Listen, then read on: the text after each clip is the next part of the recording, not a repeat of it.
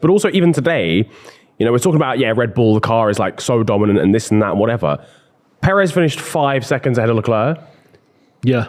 And was ahead of him the entire race. And and we did we expect that much from Ferrari? Yeah, maybe challenge for a podium, but they're not like, I don't know. I don't have that much faith in Ferrari half the time. So. Leclerc was in pole. I wasn't expecting him to get a podium. I'd be more surprised if he got it. I'll be less surprised if he didn't get it. So I'm not saying he never was going to get it. In terms of being surprised, I was like, oh, nice, they got a podium. Yeah. Do you think But 5 seconds is nothing. Like realistically, over the course of a race, what is it? We could have a worse car and finish 5 seconds out of someone else. We saw when Max parked up after winning, he was already out of his car before Charles pulled in, right? Before Ricciardo and Tsunoda had even crossed the finish line. He was out, mate. He weighed himself. He was chilling. He had a glass of bubbly. It was sorted. A little bit of bubbly. Shoes off.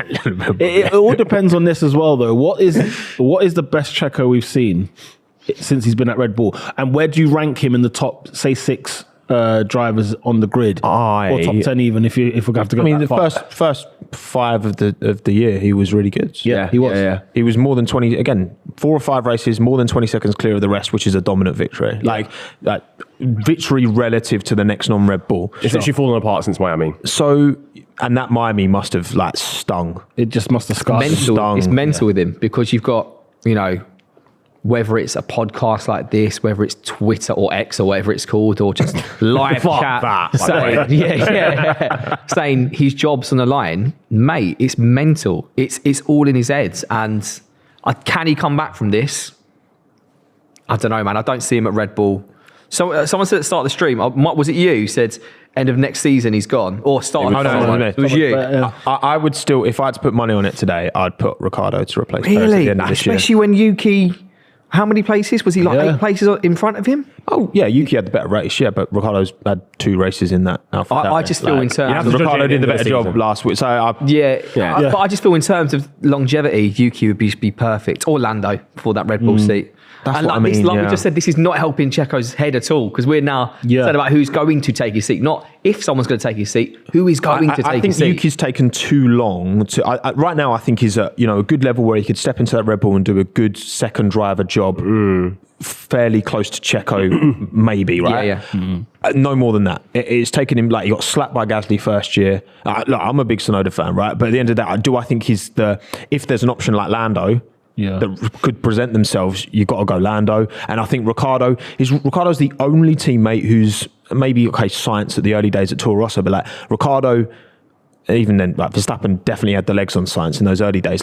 Ricciardo's the only teammate since Max has had time in F1 and matured in 2017, 18, who's been anywhere near Max, and he would beat Max on his on Ricciardo's day. He's won a Belgian, isn't he?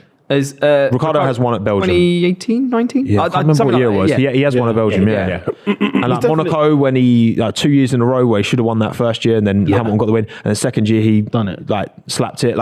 He's the only teammate who's gone toe to toe with Max. And I just think, with all this, what we're talking about, Red Bull have to anticipate that everyone's going to catch up. They have to plan for that, surely. They can't just be we'll be fine for the next 3 years. We can just keep it, because that gap's too big. If Checo was finishing within, 5 to 10 seconds of Max in these kind of conditions, okay, you can probably accept that. But to be 20 seconds ahead after starting 6th, and Checo was leading at the end of the first lap, I think, but I think the main problem with Checo is more so mental than it is actual talent, because I think there is a point in the season where Checo goes ahead again by 10 seconds ahead of any non-Red Bull car behind. I think we will see. We will see moments of Checo's start to the season come in the second half of the season. I don't think Checo is done and dusted yet. Yeah, but he's not reliable then, is he? He's not reliable. Yeah, I mean, Red Bull were Max is going to win. Where's Checo going to? What do you think about Checo? You're bang on, but what Red Bull driver since Max has been there has been reliable? They've all failed. And I'm going to pose a question. Yeah, are we actually just approaching a point where we just realise I don't actually know if anyone can do this job?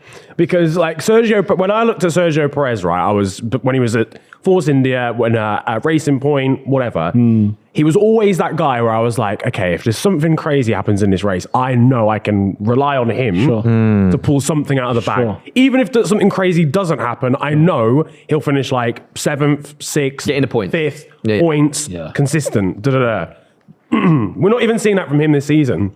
We didn't see it in his first season either at Red Bull. No. So if a guy who actually has showed consistency all the way through his career to a point that he's now actually an experienced, you classify him as experienced driver, if he can't do it,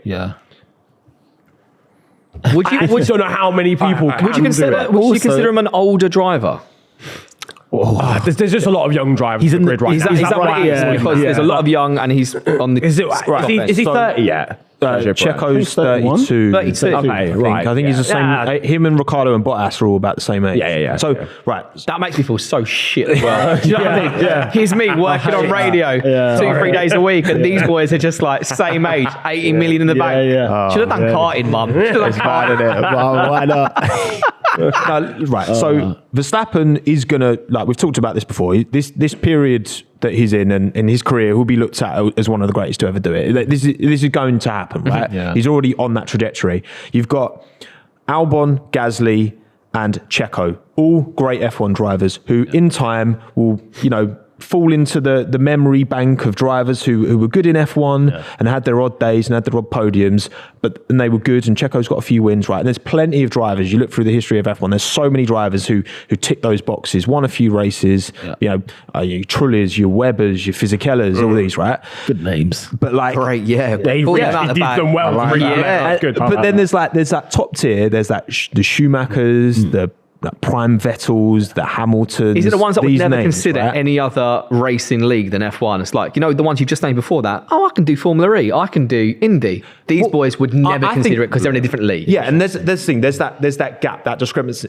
There's that discrepancy, and the only driver that's got close to Max in equal machinery, and yes, it was a while ago, and Max has improved since then, but is Ricciardo. Yeah. And Ricciardo was the one who came in, by the way, and beat Vettel in 2014. Remember, Vettel just walked 2013. Sure. Vettel was like the golden boy at Red Bull. Ricciardo came in, won 3 races that year. Vettel didn't win any. Like, he came in and destabilized and took over that team. Like, Ricciardo was that guy. And you could argue that if Red Bull had a better engine, mainly, isn't it? Because their aero's never been the problem. Better engine in those years. He would have been the one. Yeah, he was the one finishing third behind Rosberg and Hamilton. He was the one there. So in if Mercedes didn't have such an engine advantage in that particular era, like, Ricciardo would have been the one picking up the pieces and maybe won a couple of world titles if things are going to be differently. So it's like Ricciardo was that guy, and Perez and Albon and Gasly, they're very good, and there's loads of very, very good F1 drivers, but to be that top echelon where you got Hamilton and Verstappen and Vettel and all that, like, come on, he's eating a thesaurus through coming in. I'm coming eating Jaffa cakes. He's coming in eating the countdown clock. We've had Cameron on this podcast too much. He's fantastic. I'm learning. So